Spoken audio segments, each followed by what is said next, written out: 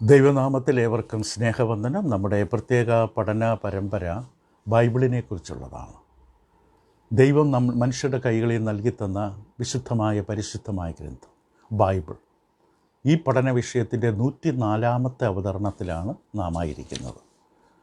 അനേകരുടെ ഭവനങ്ങളിലും കൈകളിലും ബൈബിളുണ്ട് എങ്കിലും ആ പുസ്തകത്തെ പൂജിക്കുകയല്ലാതെ ദൈവം എന്തിനാണ് ഈ ഗ്രന്ഥം നമുക്കായി ഒരുക്കി തന്നത് എന്നതും അതിലടങ്ങുന്ന ആത്മീക സത്യങ്ങളും ജീവിതത്തെ നിയന്ത്രിക്കാൻ, ബലപ്പെടുത്തുവാൻ, സഹായിക്കാൻ കഴിയുന്നത് എപ്രകാരം അത് ഉപയോഗിക്കുന്നതിലൂടെയാണെന്നും അനേകർ അജ്ഞരാണ്.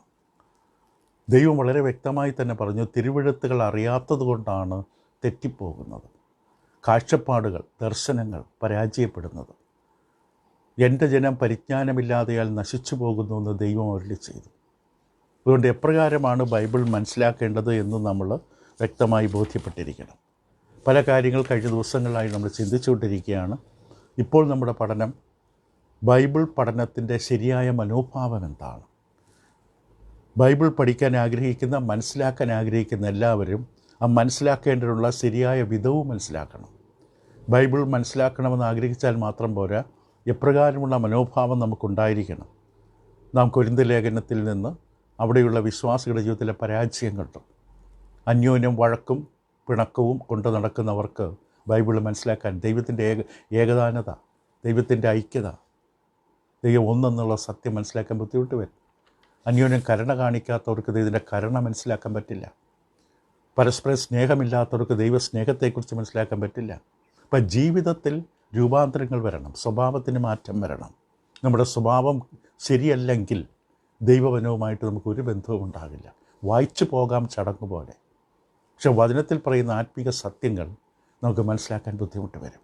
അതുകൊണ്ട് ഒന്നാമത് സത്യത്തെ സ്നേഹിക്കണം. സത്യം സ്നേഹിക്കണം. സത്യത്തെ സ്നേഹിക്കണം, അത് അറിയാൻ ആഗ്രഹിക്കണം. ഒരു അപകടം കൂടി നമ്മൾ കഴിഞ്ഞ തവണ പറഞ്ഞു.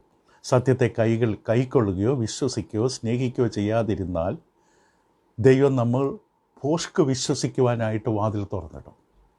അപ്പോൾ നമുക്ക് സത്യത്തോട് താല്പര്യമില്ല. രണ്ടാമത് വേണ്ടതായ മനോഭാവം വിശ്വാസം. നാം വചനം വായിക്കുമ്പോൾ, അന്വേഷിക്കുമ്പോൾ നമുക്ക് വിശ്വാസം വേണം.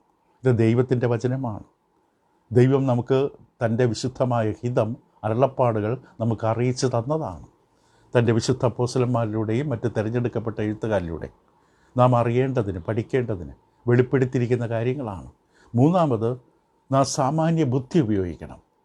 കാരണം ഇത് സാമാന്യമായി നമ്മുടെ പ്രായോഗിക തലത്തിൽ കൊണ്ടുവരണം എന്നുണ്ടെങ്കിൽ ബൈബിൾ ദൈവം നൽകി തന്നത് സാധാരണ മനുഷ്യർക്കാണ്, അവർക്ക് മനസ്സിലാക്കാൻ കഴിയുന്ന വിധത്തിലാണ്. നാലാമതായി നമ്മൾ ഇന്ന് ചിന്തിക്കുന്നത്, ദൈവവചനം മനസ്സിലാക്കുവാനുള്ള മറ്റൊരു മനോഭാവം ഉത്സാഹമുള്ളവരായിരിക്കണം. ദൈവവചന പഠനത്തിന് ഉത്സാഹം വേണം. നമ്മൾ മടിയന്മാരായി മാറരുത്. ആരുടെയും നിർബന്ധം കൊണ്ടല്ല നമ്മൾ വചനം വായിക്കേണ്ടത്, വചനം കേൾക്കേണ്ടത്. നമുക്ക് തന്നെ അതിനൊരു താല്പര്യമുണ്ടാകണം. പൗലോസ് അപ്പോസ്തലൻ റോമാലേഖനം 12-ാം അധ്യായത്തിൻ്റെ 11-ാം വാക്യത്തിൽ റോമിലുള്ള വിശ്വാസികളോട് പറയുമ്പോൾ ഇങ്ങനെ പറഞ്ഞു, ഉത്സാഹത്തിൽ മടുപ്പില്ലാതെ ആത്മാവിൽ എരിവുള്ളവരായി കർത്താവിനെ സേവിപ്പിൻ. കർത്താവിനെ സേവിക്കുകയാണ്. പല രീതിയിൽ നാം ആ ശുശ്രൂഷയിൽ ഏർപ്പെട്ടിരിക്കുകയാണ്. അപ്പം അങ്ങനെയുള്ളവരോട് ദൈവം പറയുന്നത് ആ ഉത്സാഹമുള്ളവരായി, ഉത്സാഹത്തിൽ മടുപ്പ് വരരുത്. മടുപ്പില്ലാതെ ആത്മാവിൽ എരിവുള്ളവരായി കർത്താവിനെ സേവിപ്പിൻ. അങ്ങനെ ആയിരിക്കണം നാം ദൈവത്തെ സേവിക്കേണ്ടത്.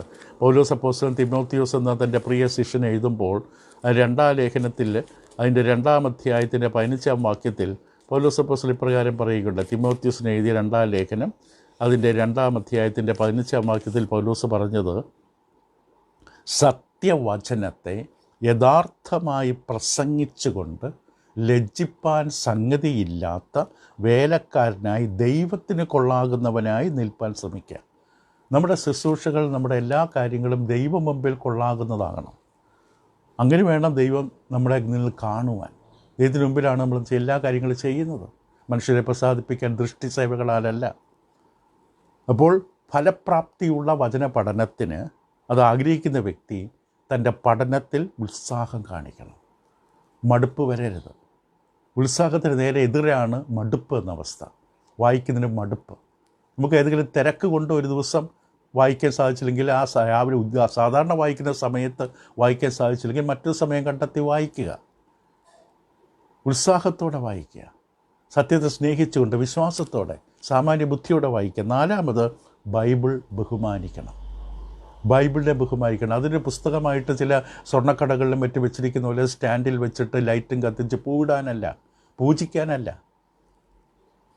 ബൈബിൾ ദൈവത്തിൻ്റെ വിശുദ്ധ വചനമാണെന്നുള്ള മനോഭാവം അത് നമുക്കുണ്ടായിരിക്കണം. അതാണ് അതിനെ ബഹുമാനിക്കുക എന്ന് പറഞ്ഞത്. ഇതൊരു സാധാരണ പുസ്തകമല്ല, ദൈവത്തിൻ്റെ വിശുദ്ധ ഗ്രന്ഥമാണ്.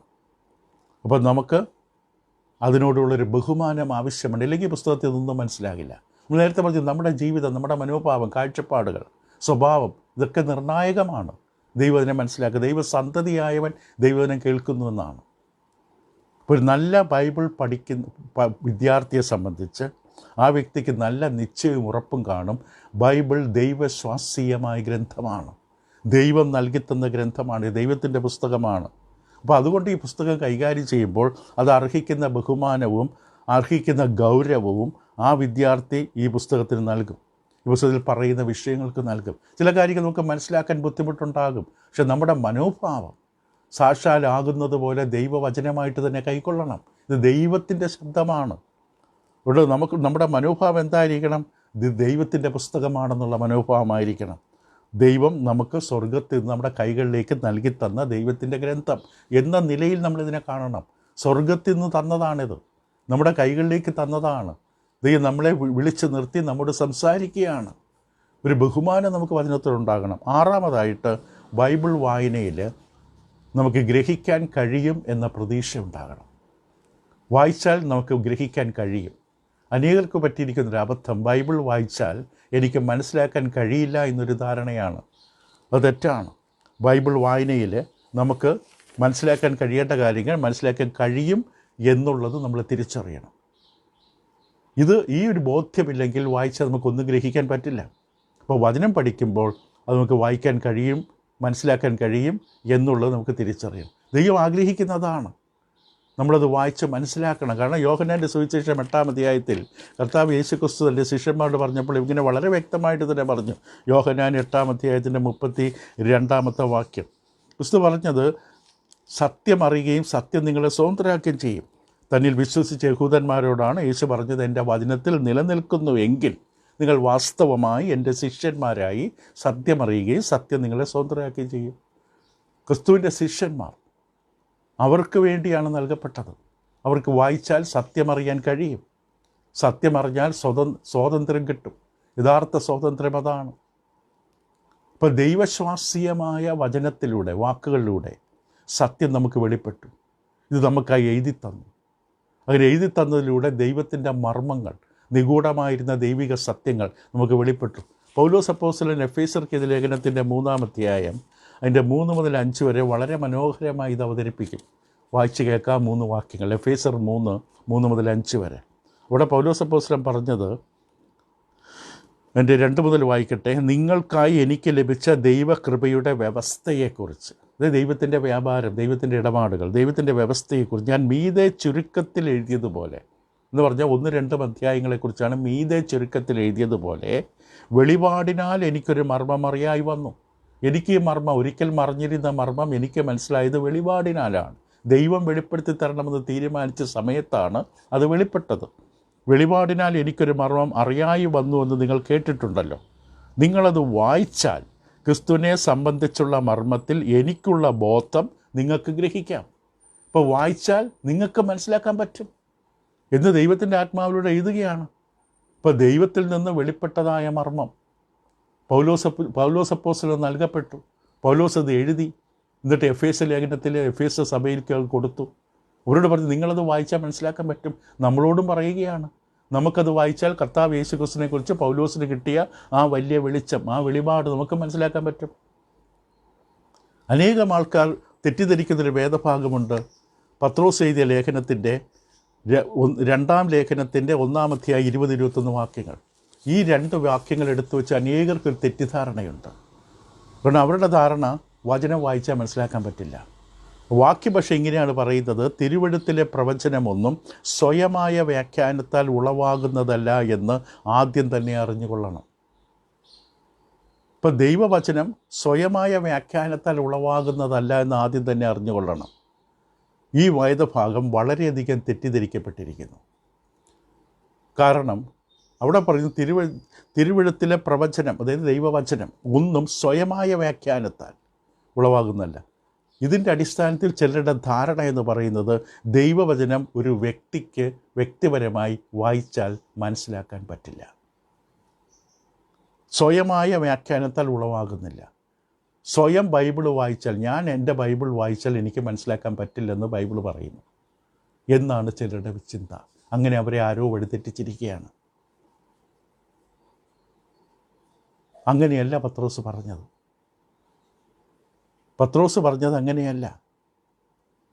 പത്രോസ് പറഞ്ഞത് ദൈവവചനം, ദൈവിക വെളിപാടുകൾ നമ്മുടെ അടുക്കലേക്ക് എത്തിയത് ഏതെങ്കിലും മനുഷ്യൻ്റെ ചിന്തകളോ സങ്കല്പങ്ങളോ അനുമാനങ്ങളോ ധ്യാനത്തിൻ്റെ ഫലമോ ആയിട്ടല്ല. ഇതാണ് പൗലോസ് പറയുന്നത്. ദൈവവചനം നമ്മുടെ അടുക്കലെത്തിയത് ഏതെങ്കിലും മനുഷ്യൻ്റെ സ്വയമായിട്ടുള്ള കണ്ടെത്തലിൽ നിന്നല്ല എന്ന് വ്യക്തമായി പറയുന്നു. ഇത് അടുത്ത വാക്യത്തിൽ വിശദീകരിക്കും. 21 വാക്യത്തിൽ പറയുന്നത് ഇങ്ങനെയാണ്: പ്രവചനം ഒരിക്കലും മനുഷ്യൻ്റെ ഇഷ്ടത്താൽ വന്നതല്ല. അത് വന്നതിനെക്കുറിച്ചാണ്, ദൈവവചനം വെളിപ്പെട്ട് കിട്ടിയതിനെക്കുറിച്ചാണ്. മനുഷ്യൻ്റെ ഇഷ്ടത്താൽ, മനുഷ്യൻ്റെ ചിന്തയിലും ബുദ്ധിയിലും പോലും അടങ്ങില്ല ഈ വിഷയങ്ങൾ. മനുഷ്യൻ്റെ ഇഷ്ടത്താൽ വന്നതല്ല. പിന്നെ എങ്ങനെയാണ്? അടുത്ത വാക്യത്തിൻ്റെ പകുതി ഭാഗം പറയുന്നത് ദൈവകൽപ്പനയാൽ മനുഷ്യർ പരിശുദ്ധാത്മ നിയോഗം പ്രാപിച്ചിട്ട് സംസാരിച്ചതത്രേ. അങ്ങനെയാണ് വചനം നമുക്ക് കിട്ടിയത്. ദൈവത്തിൻ്റെ കൽപ്പനയാൽ, ദൈവനിർദ്ദേശത്താൽ, ദൈവാത്മാവിൻ്റെ നിയന്ത്രണത്താൽ, ദൈവം ഉപയോഗിക്കാൻ ഉദ്ദേശിച്ച വ്യക്തികളിലൂടെ ദൈവം വെളിപ്പെടുത്തി തരികയായിരുന്നു. ഇത് സംസാരിക്കുന്നത് ദൈവശ്വാസീയരായ മനുഷ്യരെക്കുറിച്ചാണ്. അപ്പം ദൈവാത്മാവിനാൽ നിയന്ത്രിക്കപ്പെട്ടവർ, ദൈവം അവർക്ക് അത് വെളിപ്പെടുത്തി കൊടുത്തു. അവരെ മനുഷ്യർക്ക് എഴുതി തന്നു. ദൈവത്തിൽ നിന്ന് വചനം വന്നു. ആ വചനം വിശുദ്ധ മനുഷ്യർക്ക്, അല്ലെങ്കിൽ ദൈവം തിരഞ്ഞെടുത്തവർക്ക് അത് പറഞ്ഞു കൊടുത്തു. അപ്പോൾ ഈ 2 വാക്യങ്ങളിൽ പത്രോസ് പറയുന്നത് ദൈവശ്വാസീയരായ വചന എഴുത്തുകാരെക്കുറിച്ചാണ്. ദൈവശ്വാസിയമായ വചനം പരിശുദ്ധാത്മാവ് ആരെ കൊണ്ടാണോ നമുക്ക് വേണ്ടി എഴുതിപ്പിച്ച് തന്നത് അവരെക്കുറിച്ചാണ് സംസാരിക്കുന്നത്, അല്ലാതെ വായിക്കുന്നവരെക്കുറിച്ചല്ല. നമ്മളെക്കുറിച്ചല്ല അവിടുത്തെ വിഷയം. അപ്പം അത് കൃത്യമായി ഈ തെറ്റിദ്ധരിക്കപ്പെട്ട ഈ വേദഭാഗം തിരിച്ചറിയണം. അപ്പം ദൈവവചനം എഴുതപ്പെട്ടവരെക്കുറിച്ച്, ദൈവശ്വാസീയരായി മാറി അവരോട് പറയുന്നത്, അവരെക്കുറിച്ച് പത്രോസ് പറയുന്നത് അവരുടെ സ്വന്തം മനസ്സിൽ നിന്ന് ഉരുത്തിരിഞ്ഞു വന്നതല്ല. സ്വന്തം ഇഷ്ടത്താൽ, മാനുഷിക ജ്ഞാനത്താൽ, വിദ്യാഭ്യാസത്താൽ, അറിവിനാൽ, പഠനത്താൽ മലയുടെ മുകളിൽ പോയിരുന്നുകൊണ്ട് അവർ ഇങ്ങനെ താഴേക്ക് ഇറക്കിക്കൊണ്ട് വന്നതല്ല വചനം. ഇത് ദൈവകൽപ്പനയാൽ ദൈവം തന്നെ വെളിപ്പെടുത്തി കൊടുത്തതാണ്. പരിശുദ്ധാത്മ നിയോഗത്താൽ ദൈവം തന്നെയാണ് അവരിലൂടെ അത് വെളിപ്പെടുത്തി. ഇതാണ് പത്രോസ് പറയുന്നത്. അപ്പോൾ വീണ്ടും ഒരിക്കൽ കൂടെ പത്രോസ് ഇതിലൂടെ ഉറപ്പ് തരുന്നത് എന്താണ്? ഇത് ദൈവത്തിൻ്റെ പ്രവർത്തന ഫലമാണ് ബൈബിൾ വചനങ്ങൾ. മനുഷ്യൻ്റെ പ്രവർത്തന ഫലമല്ല, മനുഷ്യൻ്റെ ഇഷ്ടത്താൽ വന്നതല്ല, മനുഷ്യരിൽ നിന്ന് ഉത്ഭവിച്ചതല്ല. അപ്പോൾ ആ മനുഷ്യർ എത്ര വിശുദ്ധനായിരിക്കണം! ഇങ്ങനെയുള്ള സ്വർഗീയ ആലോചനകൾ, മനുഷ്യൻ്റെ ബുദ്ധിയിൽ പോലും ചിന്തിക്കാൻ കഴിയാത്ത രക്ഷാപദ്ധതി, നിത്യതയെക്കുറിച്ച്, സ്വർഗത്തെക്കുറിച്ച്, കർത്താവ് യേശുവിൻ്റെ ദൈവികത്വത്തെക്കുറിച്ച്, ഇതൊന്നും മനുഷ്യൻ്റെ ബുദ്ധിയിൽ നിന്ന് വരുന്ന കാര്യങ്ങളല്ല. ഇത് ദൈവത്തിന് മാത്രം വെളിപ്പെടുത്താൻ തരുന്ന കാര്യങ്ങളാണ്. പൗലോസ് പറഞ്ഞ പോലെ ദൈവം എനിക്ക് ആത്മാവിനാൽ വെളിപ്പെടുത്തി തന്നു. അപ്പോൾ ഇത് നമ്മൾ തിരിച്ചറിയുമ്പോൾ യഥാർത്ഥത്തിൽ വചനം പഠിക്കാൻ ആഗ്രഹിക്കുന്ന ഒരു വിദ്യാർത്ഥിയെ സംബന്ധിച്ചൊരു ഉറപ്പ് വരും, തനിക്ക് വചനം വായിച്ചാൽ മനസ്സിലാക്കാൻ പറ്റും. ആ തരത്തിലാണ് ദൈവം നമുക്ക് തന്നിരിക്കുന്നത്. ദൈവവചനം, ദൈവം മനുഷ്യരോട് ആശയവിനിമയം നടത്തുകയാണ്, ദൈവഹിതം നമ്മെ അറിയിക്കുകയാണ്. അതിനായി ദൈവം നമുക്കിത് തന്നത്. ഇത് ദൈവത്തിൽ നിന്നുള്ളതാണ്. അത് വ്യക്തമായിരിക്കണം. അപ്പോൾ നമ്മൾ കണ്ടു എന്തായിരിക്കണം നമുക്കുണ്ടായിരിക്കേണ്ട മനോഭാവം. ആദ്യമായി ഫലപ്രാപ്തിയുള്ള ഒരു വചന പഠനത്തിന് വേണ്ട കാര്യങ്ങളെക്കുറിച്ച് ആദ്യം നമ്മൾ പഠിച്ചു. രണ്ടാമതായി ശരിയായ മനോഭാവം എന്തൊക്കെയായിരിക്കണം, ശരിയായ മനോഭാവം നമ്മളതിനെ കൈകാര്യം ചെയ്യുന്ന രീതി. മൂന്നാമതായിട്ട് എന്ത് മനോഭാവം പാടില്ല, വചന പഠനത്തിന് എന്ത് മനോഭാവം പാടില്ല, തെറ്റായ മനോഭാവം. ഇപ്പോൾ ഫലപ്രാപ്തിയുള്ള വചന പഠനം അങ്ങനെ നടത്തുന്നൊരു വ്യക്തിയെ സംബന്ധിച്ച് തൻ്റെ മനോഭാവം ശ്രദ്ധിക്കണം. എന്തിനാണ് ബൈബിൾ പഠിക്കുന്നത്? അത് കൃത്യമായ ഉത്തരമുണ്ടായിരിക്കണം. സ്വയം പരിശോധിക്കണം, തീരുമാനിക്കണം തൻ്റെ ശരിയായിട്ടുള്ള മനസ്സിൻ്റെ അവസ്ഥ എന്താണ്. എന്തിനാണ് വചനം പഠിക്കുന്നത്, ദിവസവും വചനം കേൾക്കുന്നത്? അത് വ്യക്തമായി ബോധ്യപ്പെട്ടിരിക്കണം. അങ്ങനെയുള്ള ചിന്തയിൽ, പരിശോധനയിൽ നമ്മൾ ശ്രദ്ധിക്കേണ്ട ചില കാര്യങ്ങൾ പറയാം. ഒരു കാര്യം മാത്രം ഇന്ന് പറയാം. ഒന്ന്, നമ്മൾ വചനം പഠിക്കുന്നത് നമ്മിലേക്ക് മറ്റുള്ളവരെ ആകർഷിക്കാനാകരുത്. മറ്റുള്ളവർ എന്നെ ശ്രദ്ധിക്കണം എന്ന ചിന്തയോടുകൂടി വചനം പഠിക്കരുത്, പ്രസംഗിക്കരുത്, പഠിപ്പിക്കരുത്. നാം വചനം മനഃപ്പാഠം പഠിക്കുമ്പോഴും വചനധ്യാനം നടത്തുമ്പോഴും മറ്റുള്ളവരെ നമ്മളിലേക്ക് ആകർഷിക്കണം. കാരണം ആ വ്യക്തിക്ക് വചനം നന്നായിട്ടറിയാം, ആ വ്യക്തി വചനം നല്ല പരിജ്ഞാനമുള്ള ആളാണ് എന്ന് മറ്റുള്ളവർ ശ്രദ്ധിക്കാൻ വേണ്ടി, മറ്റുള്ളവർ നമ്മുടെ വചന പരിജ്ഞാനത്തെ ശ്രദ്ധിക്കാൻ വേണ്ടി നാം വചനം പഠിക്കരുത്, വചനത്തെ വായിക്കരുത്. പൗലോസ് അപ്പോസ്തലൻ തിമോത്തിയോസിന് എഴുതുന്ന ലേഖനത്തിൽ അതിൻ്റെ 1-ാം ലേഖനം എഴുതുമ്പോൾ പൗലോസ് ഇപ്രകാരം പറയും. 1-ാം ലേഖനം 1-ാമത്തെ 7-ാം ചില വചനം കൈകാര്യം ചെയ്യാൻ ഇഷ്ടപ്പെട്ട ഉപദേഷ്ടാക്കന്മാരായിരിക്കാൻ ആഗ്രഹിക്കുന്ന ചിലരെക്കുറിച്ച് പൗലോസ് ഓർമ്മപ്പെടുത്തി ഇങ്ങനെയാണ്: ധർമ്മോപദേഷ്ടാക്കന്മാരായിരിക്കാൻ ഇച്ഛിക്കുന്നു. ചിലരെക്കുറിച്ചാണ്. ചിലർ ഇവ വിട്ടുമാറി വൃഥാവാദത്തിലേക്ക് തിരിഞ്ഞ് ധർമ്മോപദേഷ്ടാക്കന്മാരായിരിക്കാൻ ഇച്ഛിക്കുന്നു. തങ്ങൾ പറയുന്നത് ഇന്നതെന്നും സ്ഥാപിക്കുന്നത് ഇന്നതെന്നും ഗ്രഹിക്കുന്നില്ല താനും. കാരണം ശുദ്ധഹൃദയം, നല്ല മനസ്സാക്ഷി, നിർവ്യാജ വിശ്വാസം എന്നിവയിലുളവാകുന്ന സ്നേഹമാണ് ദൈവവചന പഠനത്തിൻ്റെ ഉദ്ദേശം, നമ്മുടെ ജീവിതത്തിൻ്റെ പരിവർത്തനം. പക്ഷെ ഇത് മാറ്റിയിട്ട്, ഇത് വിട്ടുമാറി, ഈ ലക്ഷ്യം മാറി വൃഥാവാദത്തിലേക്ക് തിരിഞ്ഞ്, പ്രയോജനമില്ലാത്ത വാദഗതികളിലേക്ക് തിരിഞ്ഞിട്ട് ഉപദേഷ്ടാക്കന്മാരാകാനുള്ള ആഗ്രഹം. ഇവിടെ ചില അധ്യാപകരെക്കുറിച്ച് പറയുകയാണ്, അവരുടെ നിഗളം, അഹങ്കാരം എന്ന വിഷയം. അവർക്ക് വചനം കൈകാര്യം ചെയ്യുന്ന ഉപദേഷ്ടാക്കന്മാരാകണം. പക്ഷെ അതേസമയത്ത് അവർക്ക് വചനം അറിയാനും പാടില്ല. അവിടെ പൗലോസ് പറയുന്നത്, അവർ തങ്ങൾ പറയുന്നത് ഇന്നതെന്നും സ്ഥാപിക്കുന്നത് ഇന്നതെന്നും ഗ്രഹിക്കുന്നില്ല താനും. എന്താണ് അവർ പറയുന്നത് എന്നുപോലും അവർക്കറിയില്ല. വചന പരിജ്ഞാനമില്ലാതെ ഉപദേഷ്ടാക്കന്മാർ, ഒരു സ്ഥാനം ആഗ്രഹിക്കുന്നവർ, അവരെക്കുറിച്ചാണ് പറയുന്നത്. ഒരു സ്ഥാനം, പരസ്യമായി ദൈവനെ സംസാരിക്കുന്ന ഒരു പ്രത്യേകമായ വചന ശുശ്രൂഷക്കാരെന്നുള്ള സ്ഥാനം ആഗ്രഹിച്ച്. പക്ഷെ ഒരു ബൈബിൾ അറിയണം. വചനമറിയാതെ ആ സ്ഥാനത്തിന് മോഹിച്ചു കൊണ്ടിരുന്നിട്ട് കാര്യമില്ല. അപ്പോൾ ഒരു വ്യക്തി ദൈവനം പഠിക്കേണ്ടത്, നാം നേരത്തെ വായിച്ചു കേട്ടതുപോലെ, സത്യവചനത്തെ യഥാർത്ഥമായി പ്രസംഗിച്ചുകൊണ്ട് ദൈവസന്നിധിയിൽ കൊള്ളാകുന്നവനായി നിൽക്കണം. ദൈവ മുമ്പിൽ അംഗീകരിക്കപ്പെടണം. മനുഷ്യരുടെ അംഗീകാരമല്ല വേണ്ടത്, ദൈവത്തിൻ്റെ അംഗീകാരം വേണം. മനുഷ്യർ കൈയടിക്കും, ആയിരക്കണക്കിന് പേർ കൂടെ ഉണ്ടാകും. പക്ഷെ ദൈവം അംഗീകരിക്കുന്ന വ്യക്തിയാണോ അത്? ദൈവം അംഗീകരിക്കണമെങ്കിൽ ആ വ്യക്തി ദൈവ പൈതലായിരിക്കണം, ദൈവവചനത്തെ യഥാർത്ഥമായി വിഭാഗിക്കുന്ന വ്യക്തിയായിരിക്കണം, ജീവിത വിശുദ്ധി കാത്തു സൂക്ഷിക്കണം. ദൈവവചന പരിജ്ഞാനത്തിലുള്ള തടസ്സം പാപമാണ്. പാപജീവിതത്തിൽ വിട്ടു നിൽക്കും. മറ്റു മുമ്പിൽ നിൽക്കുമ്പോൾ സാക്ഷ്യമില്ലാത്ത ഒരാളാകരുത്. ദൈവത്തിന് കൊള്ളാകുന്നവനാകണം. എല്ലാവരും അംഗീകരിക്കണമെന്നില്ല. പക്ഷേ ദൈവത്തിൻ്റെ മുമ്പിൽ ആ വ്യക്തി കൊള്ളാകുന്നവനാകണം. ദൈവവചനത്തെക്കുറിച്ചുള്ള വ്യക്തമായ ബോധമുള്ള, ദൈവം കാണുന്ന ജീവിതമുള്ള, ദൈവം അംഗീകരിക്കുന്ന ജീവിതമുള്ളവനായിരിക്കണം. ദൈവത്തെ മറയ്ക്കാൻ പറ്റില്ല. മനുഷ്യരെ നമുക്ക് കബളിപ്പിക്കാം. ദൈവമുമ്പിൽ എല്ലാം ദൈവത്തിന് കാണാം. ഇവിടെ ദൈവമുമ്പിൽ യോഗ്യമായൊരു നിലപാട് വേണം. ദൈവമുമ്പിൽ ഞാൻ സ്വീകാര്യനാണോ എന്ന് മനസ്സിലാക്കണം. ഇപ്പോൾ ദൈവവചനത്തിന് പ്രകാരമല്ലാത്തൊരു കാര്യം ചെയ്ത്, ദൈവവചനം അനുവദിക്കാത്തൊരു കാര്യം ചെയ്തിരിക്കുന്ന ഒരാൾ ദൈവവചനം കയ്യിലെടുക്കാൻ ദൈവം അനുവദിച്ചിട്ടില്ല. ദൈവത്തിന് കൊള്ളാകുന്നവനല്ല ആ വ്യക്തി. അപ്പോൾ അത് എപ്പോഴും ശ്രദ്ധിക്കണം. അപ്പോൾ ദൈവത്തിന് കൊള്ളാകുന്നവരാകണം. മനുഷ്യർക്ക് പലരും കൊള്ളാകുന്നവരാകും. ഇവിടെ സോട്ടും കോട്ടുമൊക്കെ ഇട്ട് നല്ല കാണാൻ ഭംഗിയുള്ള മനുഷ്യർ, അവരെ നമുക്കിഷ്ടപ്പെട്ടെന്ന് വരാം. പക്ഷേ ദൈവം ഇഷ്ടപ്പെടണമെന്നില്ല. അത് വളരെ പ്രധാനമാണ്. അതാണ് പൗലോസ് പറയുന്നത്. അപ്പോൾ ബൈബിൾ പഠിക്കാൻ ശ്രമിക്കുമ്പോൾ നമ്മൾ അറിവ് കിട്ടുമ്പോൾ നമുക്ക് അഹങ്കാരം വരും. അതെപ്പോഴും മനുഷ്യർക്കുള്ള സാധാരണ സ്വഭാവമാണ്. നിഗളിക്കും, നമ്മളെ തന്നെ മറക്കും. അതൊരിക്കലും വരാൻ പാടില്ല. പൗലോസ് അപ്പോസ്തലൻ കൊരിന്ത്യർ സഭയ്ക്ക് എഴുതുമ്പോൾ അതിൻ്റെ 1-ാം ലേഖനത്തിൻ്റെ 2-ാം അധ്യായം 1-ാം വാക്യം തൻ്റെ മനോഭാവം പൗലോസ് കാണിച്ചു തരും. ഞാനും സഹോദരന്മാരെ നിങ്ങളുടെ അടുക്കൽ വന്നപ്പോൾ വചനത്തിൻ്റെയോ ജ്ഞാനത്തിൻ്റെയോ വൈഭവം കൂടാതെ അത്രേ ദൈവത്തിൻ്റെ സാക്ഷ്യം നിങ്ങളോട് പ്രസ്താവിപ്പാൻ വന്നത്. ഞാൻ എന്നെ ഉയർത്താനോ എന്നിലേക്ക് മാത്രം എല്ലാവരും ശ്രദ്ധിക്കണമെന്നുള്ള ചിന്തയോടുകൂടിയല്ല ഞാൻ വചനം കയ്യിലെടുത്തത്. എന്നെ എല്ലാവരും ശ്രദ്ധിക്കണം. എൻ്റെ വേഷം, എൻ്റെ വസ്ത്രം, എൻ്റെ അറിവ്, എൻ്റെ പരിജ്ഞാനം, ഇത് നിങ്ങൾ കാണണം എന്ന ഉദ്ദേശത്തോടെ വചനം കയ്യിലെടുത്താൽ അവിടെ ദൈവപ്രസാദവും ദൈവപ്രവർത്തനവും ഉണ്ടാകില്ല. അത് വലിയൊരു ഉദാഹരണമായി നമുക്ക് തരികയാണ് പൗലോസിൻ്റെ ജീവിതം.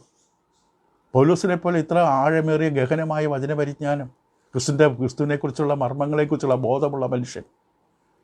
അവൻ തന്നെ താഴ്ത്തുകയാണ്, തന്നെ മറക്കുകയാണ്. കാരണം ക്രിസ്തുവിനെ മറ്റുള്ളവർ കാണണം. ഇതായിരിക്കും നമുക്കുള്ള മാതൃകയാണ്. ഇപ്പോൾ പൗലോസ് നല്ല ബോധമുണ്ട്, ദൈവവചനം മറ്റുള്ളവർക്ക് കൊടുക്കണം. എൻ്റെ ജോലി അതാണ്, ദൈവവചനം മറ്റുള്ളവർക്ക് കൊടുക്കണം. അത് പൗലോസിന് ബോധമുണ്ടായിരുന്നു. ഒരു എളിമയോടെ താൻ ആശയവിനിമയം നടത്തി മനുഷ്യരോട് ദൈവത്തിൻ്റെ അരുളപ്പാടുകൾ, ദൈവത്തിൻ്റെ വചനം മറ്റുള്ളവർക്ക് പകർന്നു കൊടുത്തു. അപ്പം താൻ ഉപദേശിച്ചതും പഠിപ്പിച്ചതും ശുശ്രൂഷിച്ചതുമെല്ലാം ദൈവവചനം മറ്റുള്ളവർക്ക് നൽകാൻ വേണ്ടിയായിരുന്നു, തന്നിലേക്ക് ആൾക്കാർ ശ്രദ്ധിക്കാൻ വേണ്ടിയല്ല. അപ്പോൾ നിങ്ങളുടെ അടുക്കൽ വന്നപ്പോൾ വചനത്തിൻ്റെയോ, അത് വചനം ഉദ്ദേശിക്കുന്ന വാക് സാമർഥ്യം, വചനത്തിൻ്റെയോ ജ്ഞാനത്തിൽ, കാരണം ചിലർ പ്രാസം ഒപ്പിച്ച് തന്നെ പറയാൻ ശ്രമിക്കും. 30-35 മിനിറ്റ് പ്രാസം ഒപ്പിച്ച് തന്നെ സംസാരിക്കാൻ ശ്രമിക്കും. അവിടെ ശ്രദ്ധ മുഴുവൻ പ്രാസത്തിലാണ്. പരമപരിശുദ്ധനായ, പരമോന്നതനായ, പരമകാരുണ്യവാനായ, പ്രപഞ്ചത്തിൻ്റെ പരിപാലകനായ എന്ന് പറഞ്ഞുകൊണ്ട് പാപായിൽ തുടങ്ങി, അല്ലെങ്കിൽ ആ ഒരു അക്ഷരത്തിൽ തന്നെ മനസ്സിങ്ങനെ ഉറപ്പിച്ചുകൊണ്ട് ആ ശ്രദ്ധ മുഴുവൻ ആ പ്രാസത്തിൽ സംസാരിക്കാനാണ്. ദൈവത്തിൻ്റെ വചനം മനുഷ്യർക്ക് കൊടുക്കണം. അതുകൊണ്ട് ദൈവത്തിൻ്റെ മനുഷ്യൻ ദൈവത്തിന് കൊള്ളാവുന്നവനാകണം. എനിക്കയാളെ ഇഷ്ടമാണ്, എനിക്കയാൾ കൊള്ളാം, ദൈവം അംഗീകരിക്കില്ല. ദൈവത്തിന് മുമ്പിൽ കൊള്ളാകുന്നതാണ്, അതിന് ജീവിതമുണ്ടാകണം. വചനവിരുദ്ധമല്ലാത്ത സ്വഭാവം, പ്രവൃത്തികൾ എല്ലാം ഉണ്ടാകണം. എങ്കിലേ ദൈവം നമ്മുടെ കയ്യിൽ കിട്ടുകയുള്ളൂ, അതിൻ്റെ അറിവ് കിട്ടുകയുള്ളൂ. അതെപ്പോഴും മനസ്സിലാക്കണം. പക്ഷേ ഈ ലോകത്തിലെ ആത്മീയ ഗോളത്തിൽ ആർക്കും ഇതില്ല. ഇന്ന് സൂട്ടിട്ട് കോട്ടിട്ട് വലിയ സ്റ്റേജിൽ എല്ലാ ലൈറ്റുകളും തന്നിലേക്ക് കേന്ദ്രീകരിച്ച് വലിയ ഓളമുണ്ടാക്കി സ്റ്റേഡിയം നിറയെ ആൾക്കാരെ വിളിച്ചു വരുത്തി പലവിധമായ വചനവിരുദ്ധമായ കാര്യങ്ങൾ ചെയ്തുകൊണ്ട് ശ്രദ്ധ മുഴുവൻ മനുഷ്യരിലേക്കാണ്, തന്നെ ഉയർത്തുകയാണ്. അങ്ങനെ ഒരു കൂട്ടം, മറ്റു യാതൊരു യോഗ്യതയുമില്ലാത്തവർ, തകർന്നടിഞ്ഞ ജീവിതം കയ്യിൽ ഉള്ളവർ, ഇങ്ങനൊരു ആത്മീയ ഗോളം, വഞ്ചനയുടെയും ചതിയുടെയും ലോകം വചനത്തിൻ്റെ പേരിൽ. ഇവിടെ നമ്മൾ ശ്രദ്ധിക്കണം. നമ്മൾ ഒരാളോട് പറഞ്ഞ് സംസാരിക്കുമ്പോൾ നമ്മളെ കാണരുത്, അവരെ നമ്മളെ ശ്രദ്ധിക്കാൻ ഇടവരരുത്. അങ്ങനെയുള്ള വാക്കുകളും പ്രയോഗങ്ങളും മാത്രം ഉപയോഗിക്കണം. നമ്മളെ ഉയർത്തരുത്. അറിവില്ലാത്ത മനുഷ്യന് നമുക്കുണ്ടാകും. നമുക്ക് വിജ്ഞാനമുണ്ടെങ്കിൽ, യാത്രയൊക്കെ ചെയ്ത് പല അനുഭവങ്ങളുണ്ടെങ്കിൽ നമുക്കറിയാതെ വരും. പക്ഷെ വളരെ സൂക്ഷിക്കണം. നമ്മളിലേക്ക് ശ്രദ്ധ വരരുത്. ശ്രദ്ധ മുഴുവൻ യേശുവിലേക്ക് പോകണം. രക്ഷകനെ ശ്രദ്ധിക്കണം. അവരുടെ ജീവിതത്തിൻ്റെ പാപമോചനത്തിന് വേണ്ടി അവർ ആഗ്രഹിക്കണം. അവർ നശിച്ചു പോയിരുന്നുള്ള ബോധം അവർക്കുണ്ടാകണം. ദൈവവിശുദ്ധിയുടെ നിലവാരം അവർക്ക് ബോധ്യപ്പെടണം കേൾവിക്കാർക്ക്. അങ്ങനെ വേണം നമ്മൾ വചനം കൈകളിലെടുക്കാൻ. ഇതാണ് വചനം കൈകളിലെടുക്കാനുള്ള ആദ്യത്തെ പ്രധാനപ്പെട്ട മനോഭാവം. നമ്മിലേക്കുള്ള ശ്രദ്ധ ഒരിക്കലും ശ്രദ്ധിക്കുക. അത് പാട്ട് പാടുമ്പോഴും വചനം വായിക്കുമ്പോഴും എന്ത് ചെയ്യുമ്പോഴും നമ്മെ ശ്രദ്ധിക്കാൻ ഇടവരരുത്. നമ്മെ ശ്രദ്ധിച്ചാൽ നമ്മുടെ ശുശ്രൂഷ പരാജയപ്പെട്ടു. ക്രിസ്തുവിനെ, സത്യം ജനങ്ങൾ അറിയണം. ദൈവം സഹായിക്കട്ടെ. നമുക്ക് അടുത്ത കാര്യങ്ങളെക്കുറിച്ച് നമ്മൾ കൂടുതലായിട്ട് ചിന്തിക്കുക. ശരിയായ മനോഭാവത്തിൽ ഒഴിവാക്കേണ്ട തെറ്റായ മനോഭാവങ്ങൾ. രണ്ടാമത്തെ തെറ്റായ മനോഭാവം വാദം ജയിക്കാൻ, തർക്കിച്ച് ജയിക്കാൻ വേണ്ടി ബൈബിൾ ഉപയോഗിക്കരുത്. അതിനെക്കുറിച്ച് നമുക്ക് അടുത്ത ദിവസം ചിന്തിക്കാം. Thank you.